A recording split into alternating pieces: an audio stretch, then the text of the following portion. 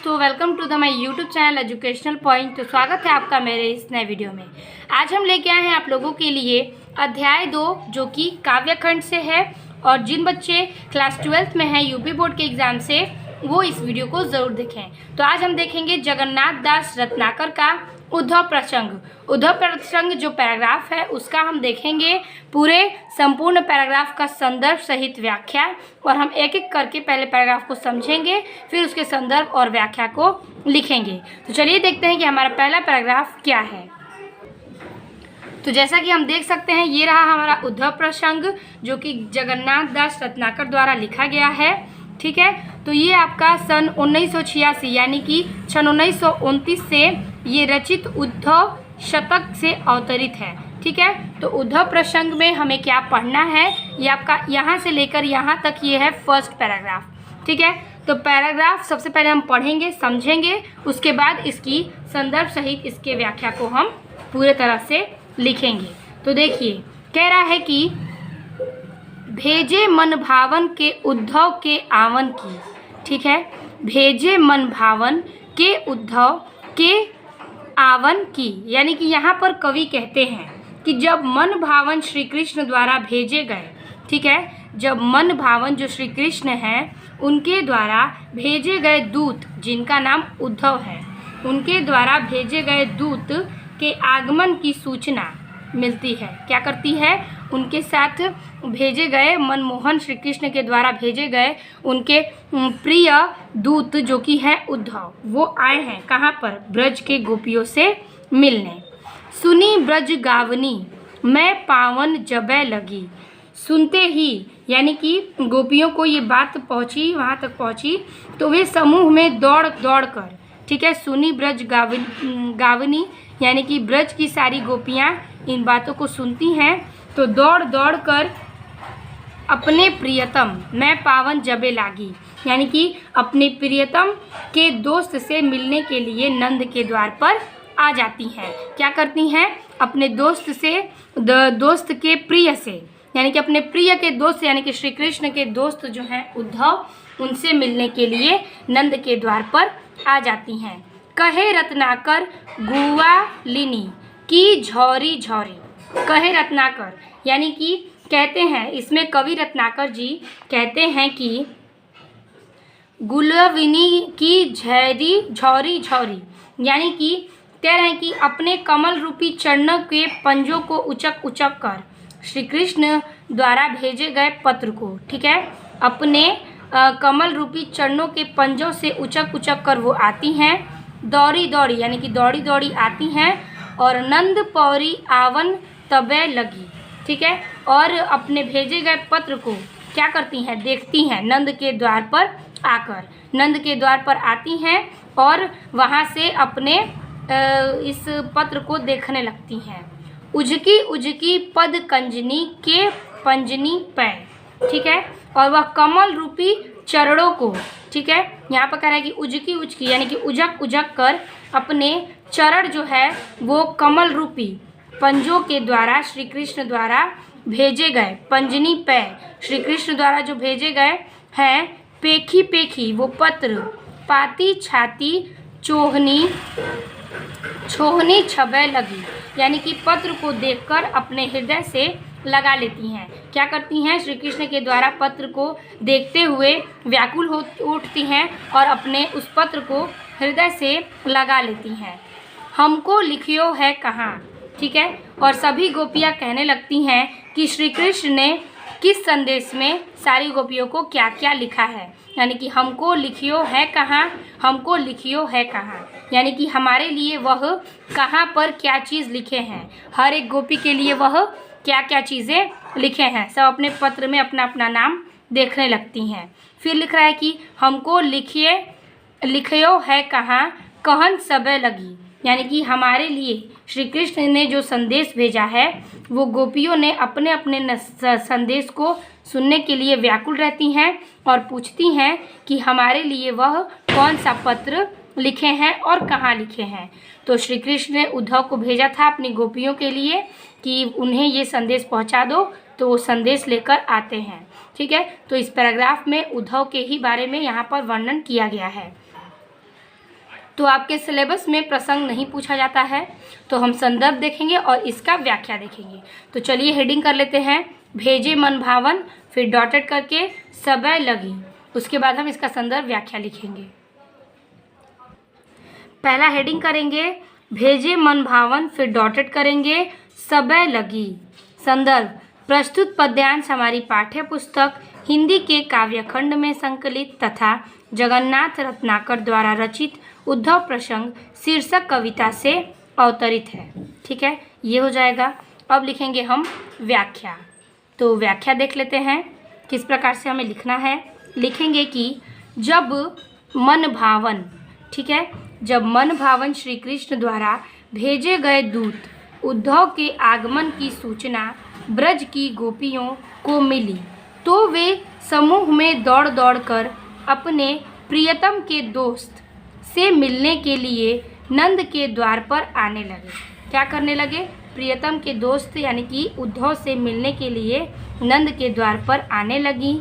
अपने कमल रूपी चरणों के पंजों पर उचक उचक कर वे श्री कृष्ण द्वारा भेजे गए पत्र को देखने लगी। ठीक है, सभी गोपियों का हृदय व्याकुलता से भर उठा, हृदय हो उठा। ठीक है, फिर कह रही हैं कि सभी गोपियाँ कहने लगी कि श्री कृष्ण ने उनके लिए क्या लिखा है, हमारे लिए श्री कृष्ण ने जो संदेश भेजा है। इस प्रकार सभी गोपी अपने अपने नाम के संदेश को सुनने के लिए व्याकुल होने लगी। ठीक है, तो ये था संदर्भ क्या हमारा, नीचे का व्याख्या। अब लिखेंगे हम काव्य सौंदर्य। काव्य सौंदर्य छोटे प्रश्नों के उत्तर में पूछता है, तो यहाँ पे कुछ जानकारियाँ हैं। इसमें रस है विप्रलंब श्रृंगार, भाषा है ब्रज की, शैली है मुक्तक, छंद है मनहरण सवैया, अलंकार है अनुप्रास और पुनरुक्ति प्रकाश। ठीक है, तो ये हो गया आपका पहले पैराग्राफ का संपूर्ण हल। अब देखेंगे हम दूसरा पैराग्राफ। दूसरा हेडिंग है हमारा, दूसरे पैराग्राफ में हम देखेंगे, ये कह रहा है कि चाहत जो स्वबस संजोग श्याम सुंदर को। ठीक है, चाहत जो स्वबस संजोग श्याम सुंदर को, यानी कि उद्धव गोपिया से कहते हैं कि यदि तुम श्याम सुंदर अर्थात श्री कृष्ण के साथ संयोग में अपने वश में करना चाहती हो, यानी कि अगर तुम श्री कृष्ण को अपने सुंदर स्वभाव से अपने वश में करना चाहती हो, तो जोग के प्रयोग में हित्यो तो बिल सयो रहे। ठीक है, तो अपने हृदय का योग साधना में आनंद के साथ लीन रखो। क्या करो? इसमें कवि कहते हैं कि अपने हृदय को क्या करो, तुम अपने साधना के आनंद से साथ लीन रखो। कवि कह रहे हैं कि उद्धव गोपिया को कि कृष्ण का ध्यान करने के लिए हृदय में स्थित आत्मा की ओर क्या करते हैं? कवि कहते हैं कि अपने आनंद और साधना से इसके साथ लीन रखो। कहे रत्नाकर, यानी कवि कहते हैं रत्नाकर जी कि सुअंतर्मुखी है ध्यान। ठीक है, कवि कहते हैं कि उद्धव गोपियों को श्री कृष्ण ध्यान लगाने के लिए, ध्यान करने के लिए अपने हृदय में स्थित आत्मा की, ठीक है, आत्मा की छोर को उन्मुख यानी कि अंतर्मुखी यानी कि अंदर से मुख होने को कहते हैं, यानी कि आत्मा से जुड़े रहने के लिए कहते हैं। मंजू हिय कंज जगी ज्योति में धस्यो रहे। ठीक है, धस्यो रहे, तो यहाँ पे कह रहा है कि मनुष्य के सुंदर हृदय रूपी कमल, ठीक है, कंज जगी यानी कि मनुष्य के सुंदर हृदय रूपी कमल में ज्योति में धस्यो रहे। ठीक है, यहाँ पे कह रहा है कमल में जो ब्रह्म की ज्योति जलती रहती है। ठीक है, कमल में जो वो ब्रह्म की ज्योति जलती रहती है, उसी कर्म को ज्योति के ध्यान में गोपियों में को लीन रहना चाहिए। क्या करना चाहिए? उसी कमल रूपी ज्योति के ध्यान में गोपियों को लीन रहना चाहिए। ऐसे करो लीन आत्मा को परमात्मा परम तमा में। ठीक है, ऐसा करो यानी कि उद्धव का यह कहना है कि श्री कृष्ण सच्चे अर्थ में ब्रह्म के एक स्वरूप हैं। क्या है? कि सच्चे रूपों में आत्मा से परमात्मा के हैं, यानी कि ब्रह्म के रूप हैं। जामै जड़ चेतन विलास विकस्यो रहे, यहाँ पे कहना चाहता है कि तो उन्हें अपनी आत्मा को परमात्मा अर्थात ब्रह्म के इस रूप से लीन करो। और फिर कहते हैं कि जिससे उनके हृदय के जड़ और चेतन के प्रति आनंद प्राप्त हो, जिससे उनके हृदय के जड़ और चेतन में आनंद की प्राप्ति हो। मोह बस जोहत बिछोह जिय जाकै छेही, यानी कि यहाँ पे कहते हैं कि मोहवश जिसके वियोग का अनुभव करके गोपियाँ दुखी हैं। मोह के इस वियोग से गोपियाँ क्या हैं? श्री कृष्ण से दुखी हैं। ठीक है, फिर कह रहा है कि सो तो सब अंतर निरंतर बस्यों रहे। फिर कहता है कि प्रिय कृष्ण को अपने से पृथक समझती हैं। क्या करती हैं? प्रिय श्री कृष्ण को अपने से पृथक समझती हैं। वह तो गोपियाँ हैं जो गोपियों के ही नहीं अपितु सभी के हृदय में समान रहते हैं। क्या करते हैं? वो सिर्फ गोपियों के ही नहीं बल्कि अपने सभी विद्यमान लोगों के हृदय में बसे हुए हैं। कौन? श्री कृष्ण। तो ये बात कवि गोपियों के द्वारा उद्धव के प्रति समझाते हैं। ठीक है, तो अब हम देखेंगे इसका संदर्भ और व्याख्या कैसे आपको लिखना है। जो भी मैंने बोला वही आपको व्याख्या में लिखना है। सबसे पहले हेडिंग करेंगे 2 नंबर, चाहत जो, फिर डॉट डॉट डॉट, फिर बस्यो रहे, ये हमारा हेडिंग है। संदर्भ पूर्वरत रहेगा, जो कि मैंने आपको पिछले पहले पैराग्राफ में बताया, वही सारे पैराग्राफ का संदर्भ है। अब लिखेंगे व्याख्या। तो लिखना है कि उद्धव गोपियों से कह रहे हैं कि यदि तुम श्याम सुंदर अर्थात श्री कृष्ण के साथ संयोग को अपने वश में करना चाहती हो तो अपने हृदय को योग साधना में आनंद के साथ लीन रखें। कवि कह रहे हैं कि उद्धव गोपियों को कृष्ण का ध्यान करने के लिए हृदय में स्थित आत्मा, क्या कहते हैं? ध्यान करने के लिए हृदय में स्थित आत्मा की ओर उन्मुख होने को कहते हैं। मनुष्य के सुंदर हृदय रूपी कमल में ब्रह्मा की ज्योति जलती रहती है। उसी क्रम को ज्योति के ध्यान में गोपियों को लीन रहना चाहिए। उद्धव का यह कहना है कि कृष्ण सच्चे अर्थ में ब्रह्म के स्वरूप हैं। क्या कहते हैं? श्री कृष्ण जो हैं सच्चे अर्थों में ब्रह्म के एक स्वरूप हैं। फिर कहते हैं कि एवं गोपियाँ यदि उन्हें पाना चाहती हैं तो उन्हें अपनी आत्मा को परमात्मा अर्थात ब्रह्म के इस रूप को लीन कर लेना चाहिए। अगर वो श्री कृष्ण को पाना चाहती हैं तो उन्हें ब्रह्मा के इस रूप को लीन कर देना चाहिए, जिससे उनके हृदय में जड़ और चेतन के प्रति आनंद प्राप्त होता है। मोहवंश जिसके वियोग का ठीक है उनके हृदय के चेतन के प्रति आनंद प्राप्त होता है। ठीक है, मोहवंश जिसके वियोग का अनुभव करके गोपियाँ दुखी होती हैं तथा प्रिय कृष्ण को अपने से पृथक समझती हैं, वह तो गोपियों के ही नहीं अपितु सभी के हृदय में सदैव विद्यमान रहते हैं। ठीक है, वो सभी के हृदय में क्या है? विद्यमान है। काव्य संदर्भ इसका नोट कर लीजिए।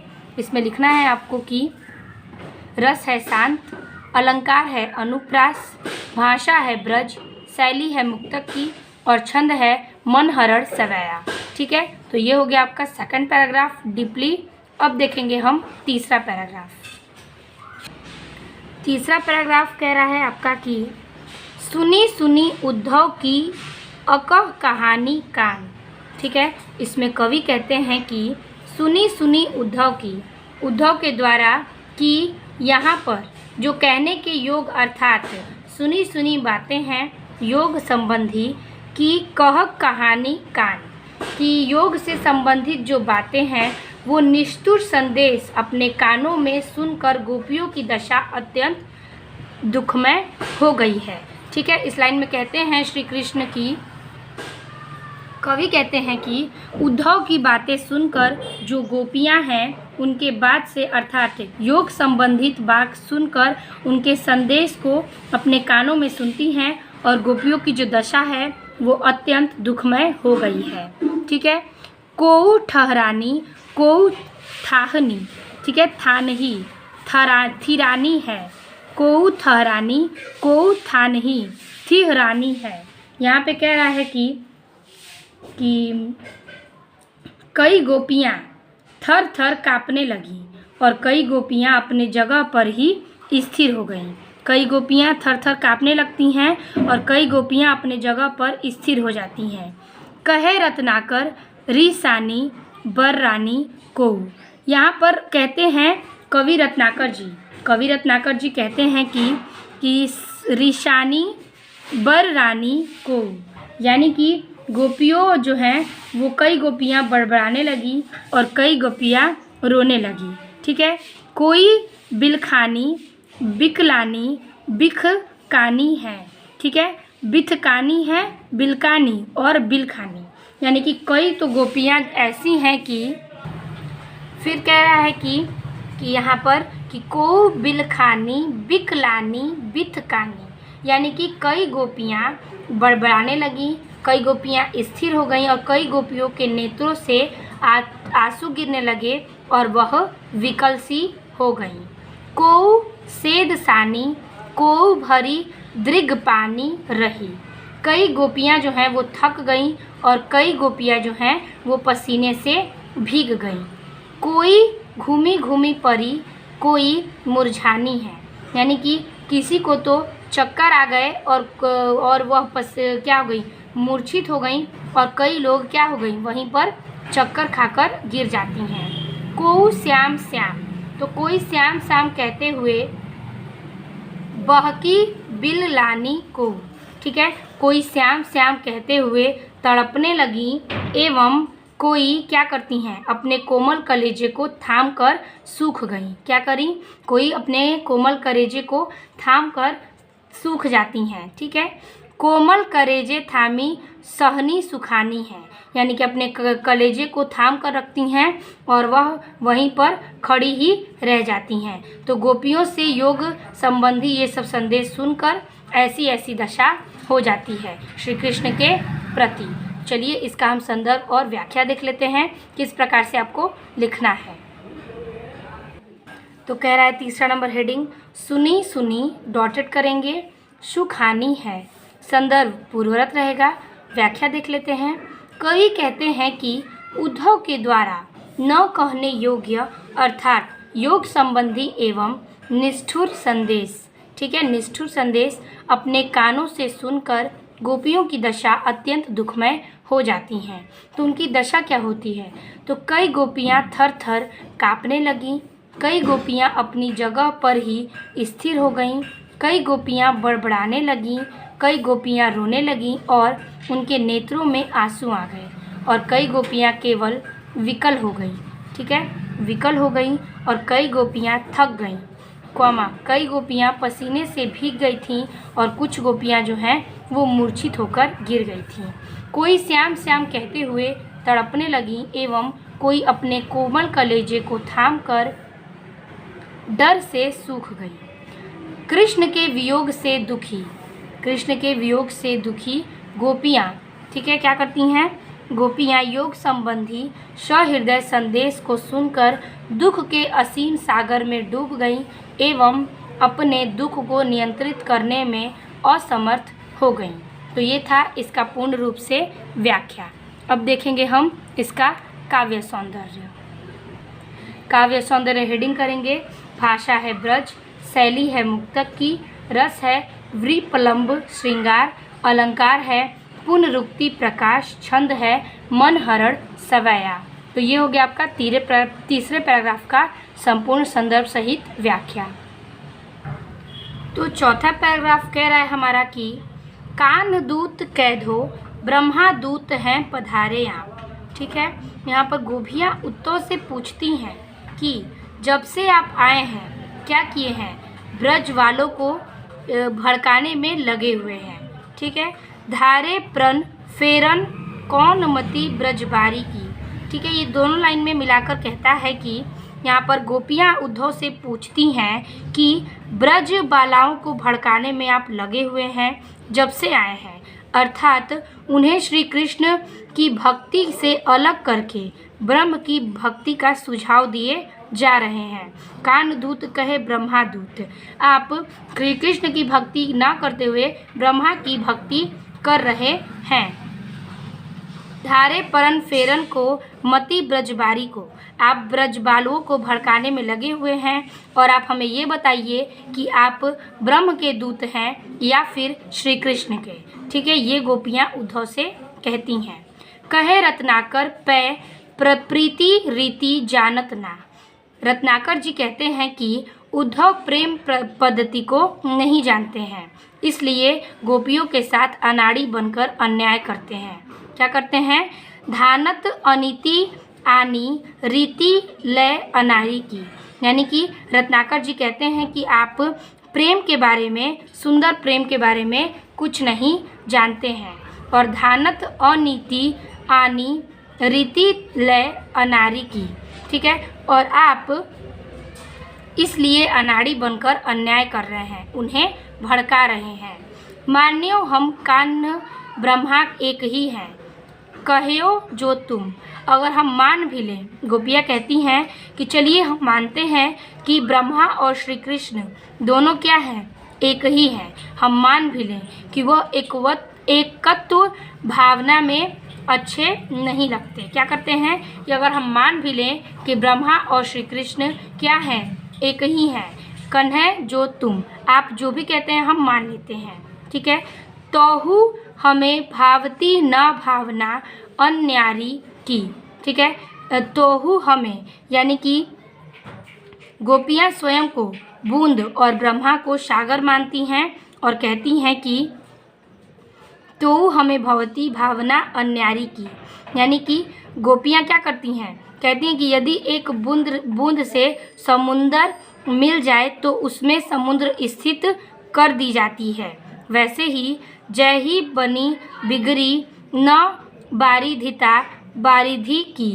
ठीक है, यहाँ पर कह रहे हैं कि जिस प्रकार से एक बूंद से समुद्र क्या है, मिलकर एक समुद्र की स्थिति प्राप्त होती है और इतना बड़ा समुद्र बन जाता है।